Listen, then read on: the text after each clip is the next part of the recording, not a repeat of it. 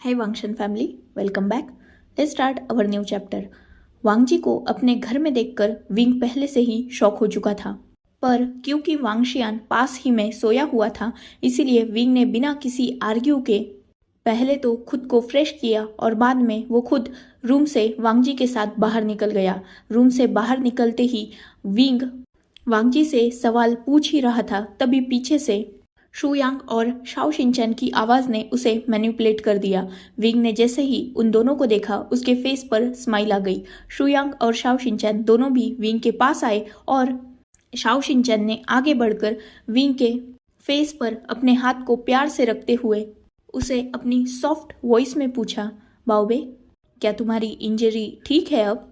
जैसे ही विंग ने यह सुना, तुरंत उसका ध्यान अपने हाथ की तरफ गया जो अभी भी बैंडेड था।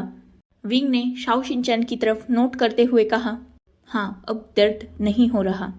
ये सुनकर शाओ शिनचैन ने जस्ट नोट किया। शुयांग भी आगे आया और उसने विंग के हेयर्स को रफल करते हुए कहा, क्या अब ठीक फील कर रहे हो? विंग ने शुयांग की तरफ देखते हुए नोट किया। शुयांग विंग की तरफ बढ़ा और उसने विंग को अपनी तरफ खींचते हुए साइड हग करते हुए कहा, तो चलो अब हम ब्रेकफास्ट करते हैं। इतना बोलकर शुयांग विंग को आगे लेके जाने लगा। विंग वांगजी की तरफ देख तो रहा था, पर उससे कुछ कह नहीं सकता था, क्योंकि शुयांग और शाओ शिनचैन दोनों भी यही थे और शुयांग और शाओ शिनचैन भी फिलहाल विंग को बस थोड़ा शांत कराना चाहते थे और बाद में वो खुद दोनों भी, इनफैक्ट वो चारों भी विंग को सब कुछ क्लियर करने वाले थे। इसीलिए अभी विंग को और वांगजी को एक दूसरे से आर्ग्यू से बचाने के लिए शुयांग और शाओ शिनचैन खुद आगे आकर विंग का ध्यान मैनिपुलेट करके उसे डाइनिंग टेबल की तरफ ले जाने लगे। वांगजी भी उन तीनों के पीछे पीछे चल रहा था। नीचे लिविंग हॉल में ऑलरेडी सोंगलैंग और म्याम्या उन चारों का वेट कर रहे थे। जैसे ही विंग की नज़र सोंगलैंग और म्याम्या पर पड़ी, अनकॉन्शियसली ही विंग ने अपने हेड को डाउन कर दिया। ये बात कहीं ना कहीं सोंगलैंग ने तुरंत ही नोटिस कर ली। वो विंग को इतना तो जान चुका था कि विंग की हर हरकत के पीछे का मीनिंग वो बिना कहे ही समझ सकता था। इसीलिए सोंगलैंग होकर आगे बढ़ा और उसने सीधा जाकर विंग के एक हाथ को पकड़कर विंग को अपनी तरफ खींच लिया। विंग अभी भी शुयांग के साथ आ रहा था और शुयांग का हाथ उसके शोल्डर पर था, तभी सोंगलैंग ने उसे अपनी तरफ खींच लिया था। सोंगलैंग ने सीधा विंग को अपने तरफ खींचकर एक स्ट्रॉन्ग हग किया और विंग को अपनी सॉफ्ट वॉइस में कहा, रिलैक्स हो जाओ बड़ी। वैसे भी हम दोनों में कुछ भी इतना फॉर्मली नहीं होना चाहिए और जिस बात के लिए तुम खुद को गिल्टी समझ रहे हो उसमें तुम्हारी कोई गलती नहीं है और जिसकी गलती है उसे अब हम दोनों भी मिलकर अच्छी तरीके से सजा दे सकते हैं। इतना बोलकर वो विंग से थोड़ा दूर हो गया और विंग की तरफ देखने लगा। विंग की नज़र तुरंत वांगजी की तरफ गई। विंग के फेस पर कंफ्यूजन था जिसे हर कोई समझ चुका था। सोंगलैंग ने वांगजी की तरफ पॉइंट करते हुए कहा, इसने तुम्हें बहुत तंग किया है ना, तो अब हमारी बारी है, हम भी इसे बहुत ज़्यादा तंग करने वाले हैं। विंग को सोंगलैंग की बात कुछ ज़्यादा समझ नहीं आई, इसीलिए उसने अब क्वेश्चनिंग लुक से सबकी तरफ देखा और बाद में वांगजी की तरफ देखते हुए उसने कहा, ये यहाँ कर क्या रहा है? वो भी इतनी सुबह? अचानक पीछे से म्याम्या आई और उसने विंग के दूसरी साइड खड़े होते हुए कहा, ये सुबह नहीं आया, ये कल रात से यही है। ये सुनकर विंग सबकी तरफ शॉकिंगली देखने लगा और उसने अपनी उसी शॉकिंग वॉइस में पूछा, ये रात से यहाँ है, लेकिन क्यों?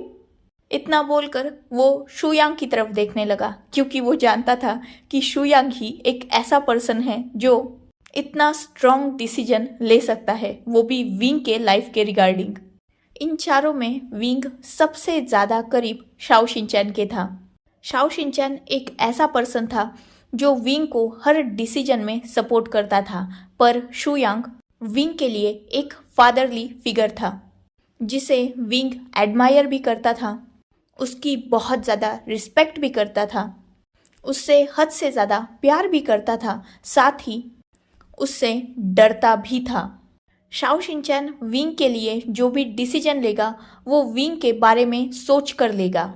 मतलब शाओ शिनचैन खुद विंग के पॉइंट ऑफ व्यू से सोचकर विंग के लिए डिसीजन लेगा, पर शू यांग विंग के लिए जो भी डिसीजन लेगा वो विंग की फ्यूचर लाइफ के बारे में सोच कर लेगा। ये विंग ऑलरेडी जानता था, इसीलिए वो बिल्कुल कंफर्म था कि वांग जी अगर रात से मेंशन में है तो इसमें किसी और का नहीं बल्कि सिर्फ शू यांग का ही हाथ हो सकता है। और ऊपर से शू यांग इन सब में सबसे बड़ा और इन सब के लिए एक रिस्पेक्टेड पर्सन था। इवन सोंगलैंग और म्याम्या भी शू यांग की सारी बातें ओबिडेंटली मानते थे। विंग तो वैसे भी मानता था और शाओ शिनचैन शू यांग का ओमेगा था तो वो भी मानता था, इसीलिए हर कोई शू यांग की सबसे ज़्यादा रिस्पेक्ट करता था। उसके हर एक डिसीजन को बिना किसी सवाल के माना जाता था। इसीलिए विंग सीधा शू यांग की तरफ शॉकिंगली देखते हुए कहता है, ये रात से यह क्यों है? शू यांग एक डीप ब्रेथ लेता है। वो एक नज़र वांग जी की तरफ डालता है जो अपनी नज़रों को विंग पर ही गड़ाए हुए था। दूसरी नज़र वो विंग पर डालता है जो उसी की तरफ इंटेंसली देख रहा था। शू यांग विंग के पास जाता है और सोंगलैंग को साइड में करके विंग के बिल्कुल करीब खड़ा हो जाता है। वो विंग को साइड हग करते हुए कहता है, वो क्या है ना, आजकल सर्वेंट्स का बहुत प्रॉब्लम हो चुका है और अब वांगशियान अपने बिग बेबी के पास रहना चाहता है। पता नहीं क्यों, पर उसने मुझसे रात को ही कहा कि अब उसे उसके बिग बेबी के पास रहना है। तो मैंने नैनीज ढूंढने की कोशिश की पर मुझे कोई अच्छी नैनी मिली नहीं। अब तुम तो दिन भर ऑफिस में बिजी रहते हो, मैं और शाओ शिनचैन भी, सोंगलैंग और म्याम्या वो भी अपने अपने वर्क में बिजी रहते हैं, तो मैंने सोचा क्यों ना लान वांग जी को यहाँ रख ले। वैसे भी वांग जी उसका बायोलॉजिकल फादर है तो उसे संभाल तो लेगा ही, इतने दिनों से संभाल भी तो रहा था। विंग शू यांग की तरफ शॉकिंगली देख रहा था और बाकी सब भी, क्योंकि शू यांग ने क्लियरली वांग जी को सर्वेंट कहकर मेंशन किया था। विंग शू यांग की तरफ देखता है और कहता है, मतलब ये यहाँ सर्वेंट बन के वर्क करेगा? मतलब कमोर ये लांस हायर है। शू यांग एक डीप ब्रेथ लेता है और वांग जी की तरफ देखते हुए कहता है नहीं, था। ये सुनकर तो अब हर कोई शॉकिंगली शू यांग की तरफ देख रहे थे, इवन वांग जी भी। शू यांग अपने फेस को थोड़ा सैड करते हुए कहता है, वो एक्चुअली कल इसकी और इसके पापा की लड़ाई हो गई और गुस्से में लैन कुरैन ने इसे घर से बाहर धक्के मारकर निकाल दिया। इवन उन्होंने लान वांग जी से उसकी पोस्ट भी छीन ली, इसलिए तो मुझे इस पर तरस आ गया और मैं इसे अपने घर पे रखने के लिए रेडी हो गया, है ना। इतना बोलकर वो वांग जी की तरफ देखने लगा। वांग जी जो शॉकिंग स्टेज में जा चुका था, मतलब कब हुई लड़ाई और कब लैन कुरैन ने वांग जी को घर से बाहर निकाला। लैन कुरैन चाहे तो भी वांग जी को घर से बाहर नहीं निकाल सकता, क्योंकि लैन कुरैन खुद जानता है कि लैन इंडस्ट्रीज को सिर्फ वांग जी ही संभाल सकता है। इसीलिए लैन कुरैन वांग जी पर कितना भी गुस्सा क्यों ना कर ले, पर ऑब्वियसली उसे घर से बाहर निकालने की हिम्मत लैन कुरैन में नहीं है। पर शू यांग जो बात बोल रहा है वो भी अब वांग जी नकार नहीं सकता, इसीलिए वो शू यांग की तरफ देख रहा था, क्योंकि बाकी सबकी नज़रें तो खुद वांग जी की तरफ थी ना। और खासकर विंग खुद वांग जी के जवाब का इंतजार कर रहा था, इसीलिए वो खुद वांग जी की तरफ ही देख रहा था और वांग जी शू यांग की तरफ देख रहा था। शू यांग वांग जी को आंख मारते हैं और अपने हेड को नोट करते हैं। अब वांग जी के पास भी कोई रास्ता तो था नहीं, इसीलिए वो अपने हेड को यस में शेक करते हुए कहता है, हाँ, मेरे पापा ने मुझे घर से बाहर निकाल दिया कल रात को, इसीलिए मैं यांग गग के पास आ गया। यांग गग सुनना था कि विंग को सेकंड शॉक लगा था और वो शू यांग की तरफ देख रहा था, वो भी बहुत गुस्से से। वो शू यांग को अपने आप से थोड़ा दूर करता है और शू यांग की तरफ गुस्से से देखते हुए विंग शू यांग से कहता है, ये आपको यांग गग क्यों कह रहा है? वो तो बस हम तीनों का हक है ना। सिर्फ मैं, म्याम्या और सोंगलैंग, हम तीनों ही आपको यांग कहते हैं, तो अब ये कहाँ से हम में ज्वाइंट हो गया? शू यांग एक डीप ब्रेथ लेता है और विंग की तरफ देखते हुए कहता है, अगर वो मुझे ग नहीं तो क्या कहेगा? सीधा शुयांग तो वो मुझे कह नहीं सकता क्योंकि ऑब्वियसली मैं उससे बड़ा हूँ और मिस्टर यांग थोड़ा ज़्यादा ही फॉर्मल हो जाएगा, इसीलिए वो मुझे यांग कह रहा है। वैसे भी अगर रिश्तों को देखा जाए तो वो मुझे यांग कह सकता है क्योंकि वो तुम्हारा अल्फा है और तुम्हारा अल्फा तो मुझे वही बुलाएगा ना जो तुम मुझे बुलाते हो, उस हिसाब से वो मुझे करेक्ट कह रहा है यांग। ये सुनना था कि विंग का टेम्पर बढ़ चुका था। वो शुयांग की तरफ ही गुस्से से देखते हुए कहता है, मेरा अल्फा कौन है? शुयांग अपने फेस पर स्माइल लाते हुए कहता है, ये अब देखो प्रेजेंट में कुछ भी हो लेकिन पास्ट में तो ये तुम्हारा अल्फा था ना, तो हमारा रिलेशन भी पास्ट में का है। भले ही हम कभी मिले नहीं पर ठीक है ना, ये सच्चाई तो है ना कि वो तुम्हारा एक ज़माने में अल्फा था और अगर हो सकता है आगे भी। इतना सुनना था कि विंग बीच में ही शुयांग को काटते हुए कहता है, शट अप ग, ऐसा कुछ नहीं होने वाला और मैं इसे एक्सेप्ट करूंगा अपनी लाइफ में फिर से, ये तो नेक्स्ट टू इम्पॉसिबल है। वांगजी तुरंत उन दोनों के बीच में पड़ते हुए आगे आकर कहता है, नेक्स्ट टू इम्पॉसिबल को पॉसिबल करना मुझे आता है।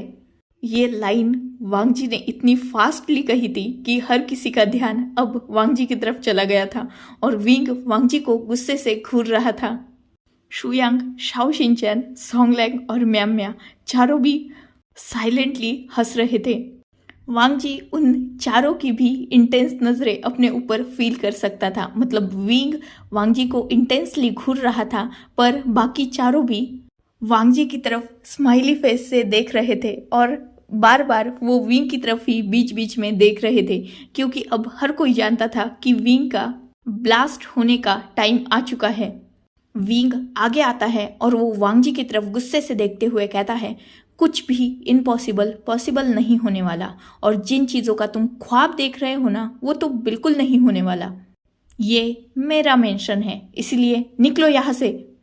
ये सुनना था कि वांगजी विंग की तरफ से अपनी नज़रें हटाकर शुयांग की तरफ देख रहा था और शुयांग की तरफ वो ऐसी नज़रों से देख रहा था जैसे रिक्वेस्टेड होता है ना, प्लीज़ मुझे बचा लो, कुछ ऐसे टाइप से। शुयांग आगे आता है और वो विंग और वांगजी के बीच में खड़ा होते हुए कहता है, देखो विंग, झूठ मत बोलो, हाँ ये मेंशन तुम्हारा नहीं है। ये सुनना था कि विंग शुयांग की तरफ गुस्से से देख रहा था। शुयांग एक डीप ब्रेथ लेता है और विंग की तरफ देखते हुए कहता है, देखो मैंने कुछ भी झूठ नहीं बोला, ये मेंशन तुम्हारा नहीं है। तुमने अपनी 50% प्रॉपर्टी ऑलरेडी वांगशियान के नाम पे कर दी है, जिसमें चाइना की सारी प्रॉपर्टीज वांगशियान के नाम पे है। अब देखा जाए तो वैसे ये मेंशन फिर वांगशियान के नाम पर आता है और वांगशियान ने खुद वांगजी को यहाँ रहने के लिए अलाउ किया है। क्योंकि मेंशन का ओनर वांगशियान है तो हम भी कुछ कह नहीं सकते ना, क्योंकि मेंशन में कौन रहेगा कौन नहीं रहेगा वो तो वांगशियान डिसाइड करेगा और अगर उसने डिसीजन लिया है वांगजी को यहाँ रखने का तो मुझे नहीं लगता हम लोगों को भी कुछ आगे एक्शंस लेने चाहिए, क्योंकि ओनर तो वो है ना। अगर वो चाहे तो हमें भी इस मेंशन से धक्के मारकर निकाल सकता है। तो अगर हमें भी इस मेंशन में रहना है तो मेरे ख्याल से वांगशियान के ऑर्डर को फॉलो करना चाहिए हमें। ये सुनना था कि विंग शुयांग की तरफ गुस्से से घूर रहा था। विंग समझ चुका था कि शुयांग ने हर चीज़ को बहुत ठीक से कैलकुलेट करके वांगजी को इस मेंशन में लाया है। वो शुयांग की तरफ गुस्से से देखते हुए कहता है, ठीक है, अगर ये मेंशन वांगशियान के नाम पे है तो मैं अभी के अभी यहाँ से निकल जाता हूँ। आप लोगों को यहाँ रहना है तो रहो, मैं कोई और मेंशन खरीद के वहाँ रहूँगा। ये सुनना था कि शुयांग विंग की तरफ देखता है और अपनी फनीली स्माइल के साथ कहता है, ये तो नहीं हो सकता, ये बिल्कुल नहीं हो सकता। यह सुनना था कि विंग शुयांग की तरफ कन्फ्यूजली देखने लगता है। शुयांग विंग की तरफ देखते हुए कहता है, वो क्या है ना, वांगशियान वांगजी के साथ साथ तुम्हें भी यही रखना चाहता है, इसीलिए तो उसने तुम्हें भी निकलने के लिए नहीं कहा। विंग शुयांग की तरफ देखते हुए कहता है, वो मुझे यहाँ कैद तो करके नहीं रख सकता, आफ्टर ऑल छोटा बच्चा है वो, और मैं कहाँ रहूँगा ये मेरा डिसीजन होगा। भले ही ये प्रॉपर्टी वांगशियान के नाम है पर पूरा चाइना तो उसके नाम पर नहीं है ना, मैं दूसरा मेंशन खरीद लूँगा। अब पैसों की कमी तो मेरे पास भी नहीं है, 50% ही प्रॉपर्टी उसके नाम है, बाकी 50% मेरे ही नाम है। इतना बोलकर विंग एटीट्यूड से वहां से जाने के लिए मुड़ जाता है, पर तुरंत ही शुयांग की वॉइस उसके कानों में आती है जो विंग को अपने ही जगह रोक देती है। शुयांग अपनी स्ट्रॉन्ग बट पोलाइट वॉइस में कहता है, वो एक्चुअली ऐसा नहीं हो सकता विंग, तुम कोई और प्रॉपर्टी नहीं खरीद सकते। ये सुनना था कि विंग पलट जाता है और वो शुयांग की तरफ कंफ्यूजिंगली देखते हुए कहता है, और मैं ऐसा क्यों नहीं कर सकता। शुयांग आगे आता है और विंग की तरफ देखते हुए कहता है, वो एक्चुअली क्या है ना, तुम तो बिजनेस के बारे में जानते हो ना, तो अभी हमारा बिजनेस थोड़ा लॉस में चल रहा है और मेंशन तो बहुत महंगा आएगा ना, तो अगर तुम अभी मेंशन खरीदोगे तो उसमें भी इन्वेस्टमेंट होगी, पैसा लगेगा, और फिलहाल इतना पैसा हमारे पास है नहीं ना। इतना बोलकर वो शाओ शिनचैन की तरफ देखता है, क्योंकि शाओ शिनचैन एक ऐसा पर्सन था जो ना सिर्फ शुयांग बल्कि विंग के भी सारे अकाउंट और मनी रिलेटेड वर्क करता था। शुयांग शाओ शिनचैन की तरफ देखते हुए कहता है ना शाओ शिनचैन। शाओ शिनचैन जिसे अब समझ में नहीं आ रहा था कि वो करे क्या, जस्ट अपने अल्फा के सवाल पर अपने हेड को नोट कर देता है। शुयांग फिर से विंग की तरफ देखते हुए कहता है, देखो हमारे पास फंड्स नहीं हैं, प्रॉपर्टी बहुत है पर वो वांगशियान के नाम पर है, और सेकंड मेंशन खरीदने के लिए बहुत सारा पैसा लगेगा ना, तो वो पैसा भी हमारे पास नहीं है। तो अब हम सबके पास एक ही रास्ता है कि हम सब इसी मेंशन में एक दूसरे के साथ एडजस्ट करते हुए रहे। ये जैसे ही विंग सुनता है वो शुयांग की तरफ बहुत वियर्डली देखते हुए कहता है, आपको क्या मेरी एज और वांगशियान की एज सरीखी लगती है। ये सुनना था कि शुयांग कंफ्यूज हो जाता है। विंग अपने कदमों को शुयांग की तरफ बढ़ाते हुए कहता है, मैं मानता हूँ आपके सामने बच्चा हूँ, पर इन रियलिटी मेरी एज 24 है। मैं कोई बच्चा नहीं बल्कि एक बच्चे का बाप हूँ। नहीं मतलब वो ठीक है कि आपको मुझे यहाँ रोकना है, पर रोकने के लिए कोई ढंग का रीजन तो दो। आज हमारी कॉर्पोरेशन पूरे लैंस, जिन्स, जियांग्स, नीज, वेंस सबको संभाल रही है। इवन चाइना की आधी जीडीपी हम लोगों की वजह से चल रही है, और आप मुझे मेंशन खरीदने के लिए पैसे नहीं है ये बोल रहे हो। मतलब ये बहुत वियर्ड है रीजन है। इतना बोलकर विंग वहां से फिर से मुड़ जाता है और जाते हुए कहता है, मैं होटल में रह लूंगा, चाहे तो रास्ते पर रह लूंगा, पर यहाँ नहीं रहूंगा। और रही बात मेंशन की, तो मेरे पास मेरे कार्ड्स है। ये सुनना था कि शुयांग फिर से विंग को रोकते हुए कहता है, तुम्हारे सारे कार्ड ब्लॉक हैं, जिसे ब्लॉक मैंने किया है। ये सुनना था कि विंग फिर से रुक चुका था और वो शुयांग की तरफ बहुत शॉकिंगली देख रहा था।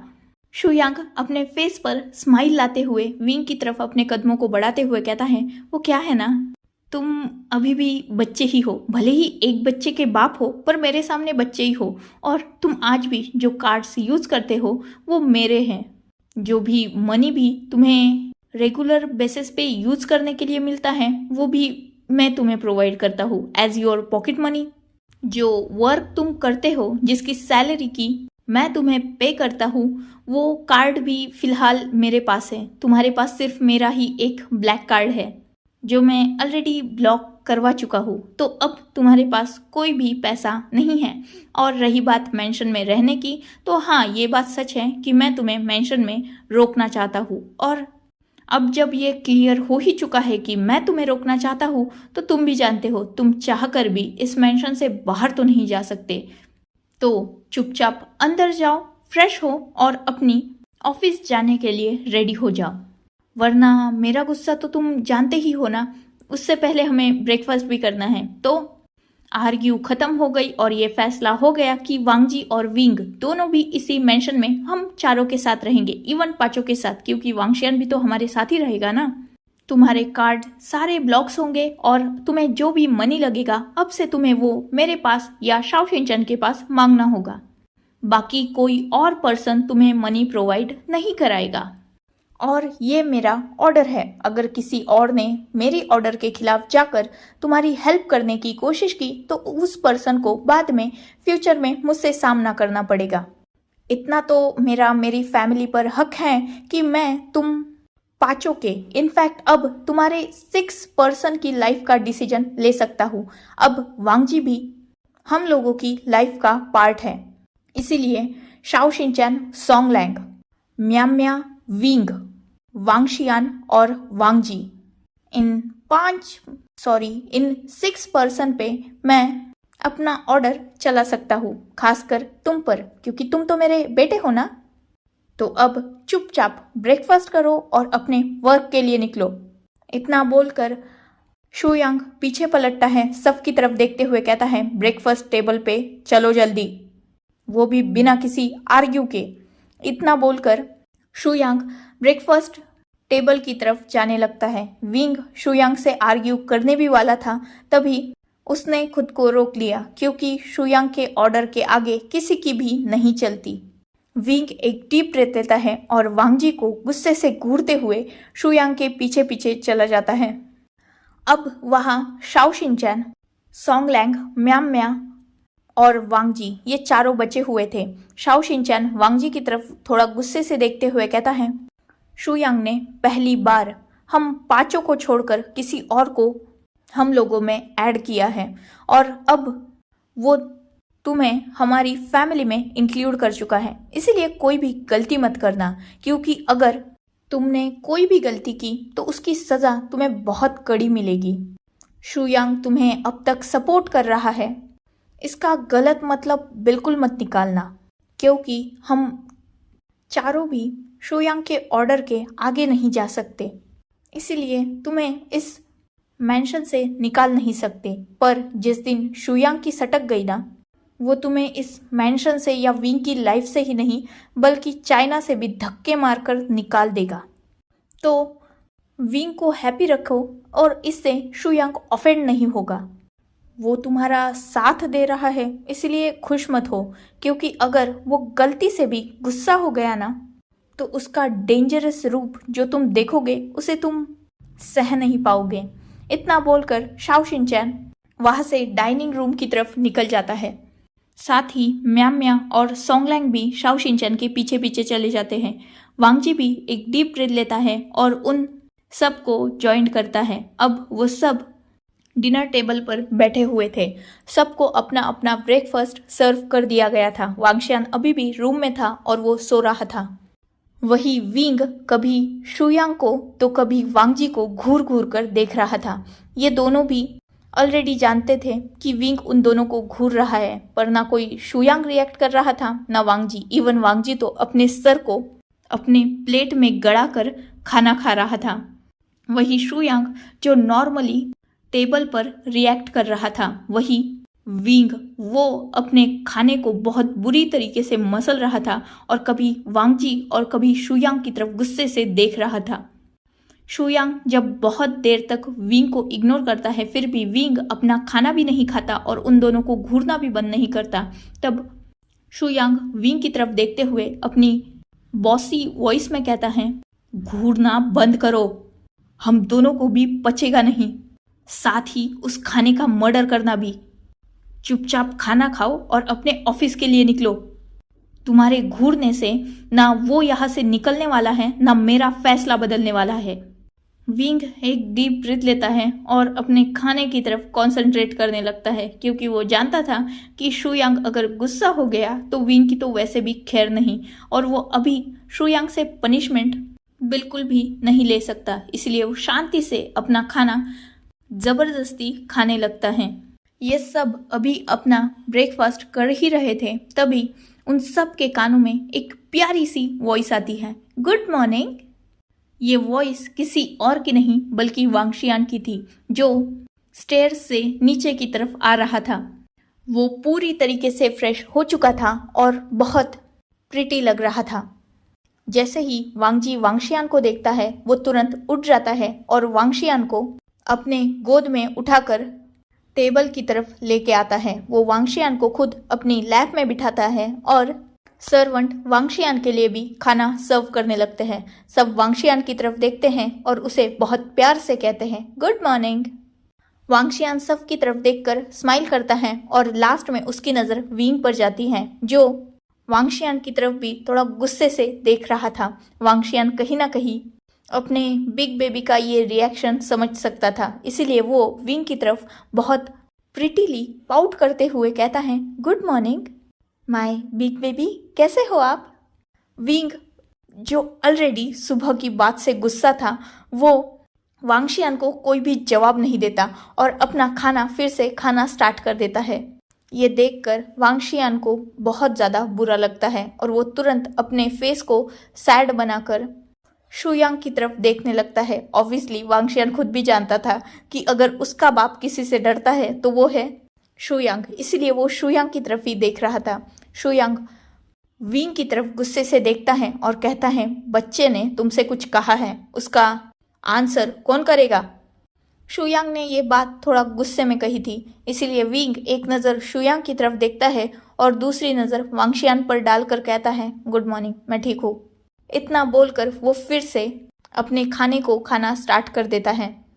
वांगशियान जिसके फेस पर अभी भी पाउट था और वो अपने बिग बेबी की तरफ ही देख रहा था। शुयांग एक डीप ब्रेथ लेता है और वांगशियान की तरफ देखते हुए कहता है तुम्हारे बाप की ना दिमाग पे थोड़ा असर हुआ है, इसीलिए वो अपने बच्चे से भी ठीक से बात नहीं कर रहा। डोंट वरी, बहुत जल्द वो ठीक हो जाएगा, तुम सैड मत हो। वैसे भी कभी कभी रिश्तों में नाराज़गी चलती है, सब ठीक हो जाएगा, डोंट वरी। वैसे अब तुम मुझे बताओ, क्या तुम स्कूल जाने वाले हो। वांगशियान शुयांग की तरफ देखते हुए अपने हेड को नोट करता है। शुयांग वांगजी की तरफ देखते हुए कहता है तुम्हारा ऑफिस जाना ज़रूरी नहीं है, तुम वांगशियान का ख्याल रखो और साथ ही अपने ओमेगा का भी। वांगजी अपने हेड को जस्ट नोट करता है। शुयांग वहाँ से खड़ा हो जाता है क्योंकि ऑब्वियसली उसका ब्रेकफास्ट हो चुका था। जैसे ही शुयांग वहाँ से खड़ा होता है वैसे ही विंग भी वहाँ से खड़ा हो जाता है और सब की तरफ देखते हुए कहता है थैंक यू, मैं निकल रहा हूँ। इतना बोलकर विंग वहाँ से चला जाता है। शुयांग एक डीप ब्रेथ लेता है और विंग को जाते हुए वो देख रहा था। थोड़ी देर बाद वो वांगजी की तरफ नज़र डालता है और सॉफ्टली कहता है उसे मनाने के लिए तुम्हें बहुत पापड़ बेलने होंगे, पर होपफुली एक दिन वो मान जाए और तुम सब में सब कुछ ठीक हो जाए। इतना बोलकर शुयांग भी वहाँ से निकल जाता है। बाद में शाओ शिनचैन, म्याम म्या, सोंगलैंग सब वहाँ से निकल जाते हैं। अब वहाँ सिर्फ वांगजी और वांगशियान बैठे हुए थे क्योंकि वांगजी अभी भी वांगशियान को फीडिंग करवा रहा था। वांगशियान अपने डैड की तरफ देखते हुए कहता है क्या वो अभी भी हम दोनों से गुस्सा है।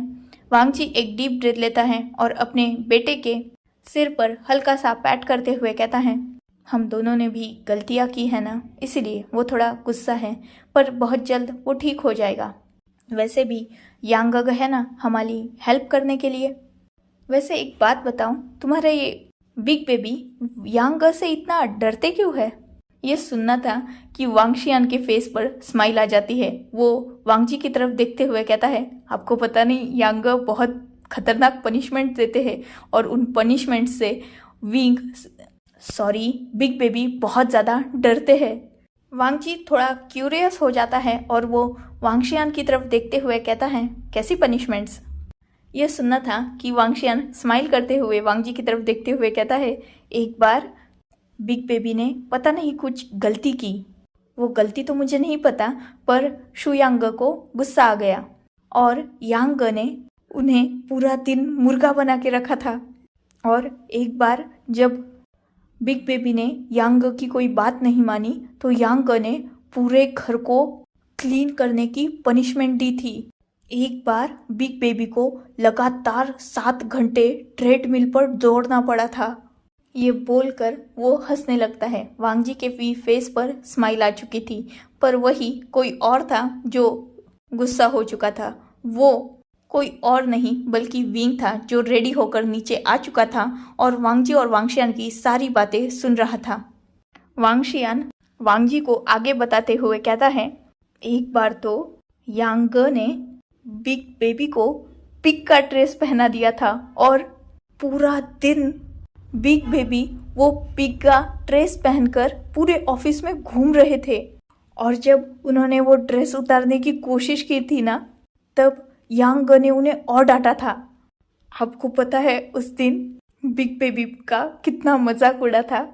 सारे ऑफिस के एम्प्लॉयज उन्हें देखकर हंस रहे थे, पर बेचारे मेरे बिग बेबी वो उस ड्रेस को उतार भी नहीं पा रहे थे। आप नहीं जानते यांग की पनिशमेंट्स बहुत वियर्ड होती है, इसीलिए तो शुयांग की पनिशमेंट से शाओ शिनचैन, सोंगलैंग, म्याम्या, सॉरी वांगशियान म्याम्या का नाम नहीं लेता, और बिग बेबी ये तीनों भी इतने डरते हैं। ये सुनना था कि वांगजी भी हंसने लगता है। वो अब समझ रहा था कि क्यों सोंगलैंग की सब बातें मानते हैं। एक तो सोंगलैंग नहीं, सॉरी शुयांग की सब बातें मानते हैं। एक तो शुयांग बहुत ज़्यादा पावरफुल है, सबके लिए बहुत ज़्यादा रिस्पेक्टफुल है, और साथ ही वो उसकी पनिशमेंट भी बहुत वियर्ड होती है। इसीलिए अब तो वांगजी शुयांग को बिल्कुल भी ऑफेंड करने के बारे में नहीं सोच सकता था, और वो विंग के लिए भी, विंग और वांगशियान का सर्वेंट बनने के लिए भी रेडी हो चुका था। So, enough for today. Let's take a break. Next chapter in next video. If you like my explanation, like, comment and subscribe my channel. Hopefully you all are enjoying this journey. Goodbye. Take care. Enjoy your beautiful life.